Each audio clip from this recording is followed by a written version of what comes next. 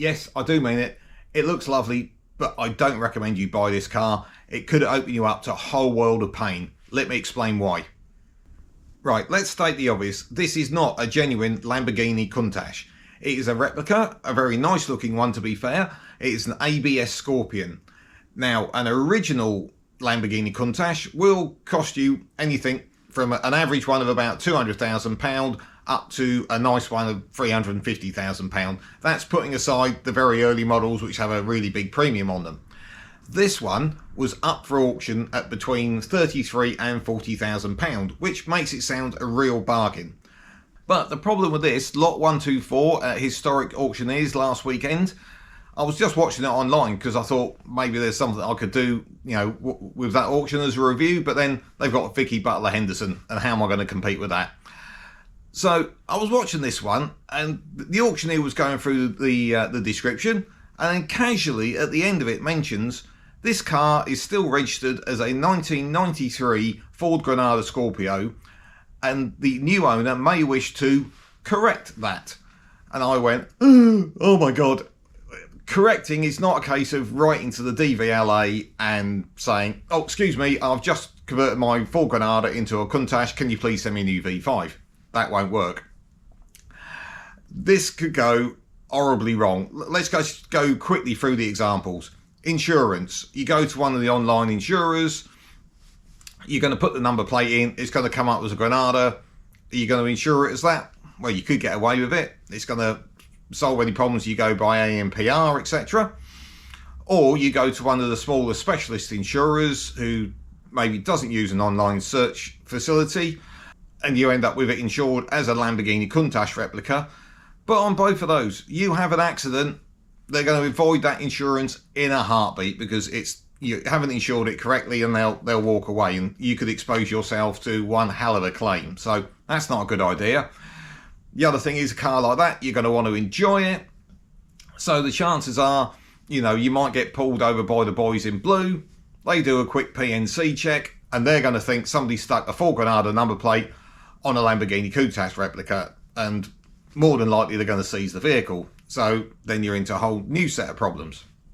At which point you could always get the number plate from any old car and stick it on and cross your fingers, or you could clone one from a real Lamborghini Countach and keep your head down. None of those I recommend or condone. I would just like to make it clear. But the other thing you're going to hit a problem with is MOT. And it was interesting to note that in the description it said it had a fresh MOT just last month. Now, you've got to squint quite a lot to confuse that rather nice looking Countach replica with a 93 Ford Granada, but it went through its MOT test and it got the boxes ticked. And be fair, looking at MOT history, that's happened since at least 2005. Now, the problem going forward is they are getting a lot tighter on this kind of thing at the DVLA, or VOSA I should say, and incoming is a situation where the MOT tester is going to have to photograph the car. I can see what they're doing here. They want to look out for modifications, etc, etc. For example, you know, you put on dodgy number plates, i.e. wrong format, and you go for an MOT, put the right ones on and change them back. I'm sure the police at the roadside will soon have access to that kind of information. So you go along with your Lamborghini Countach replica, put it in for MOT, and how they're going to take a picture of it, that's just never going to work. And the other knock-on effect is that MOT tester, I think, is obliged to advise DVLA, or sorry, VOSA again, that the vehicle is not as described.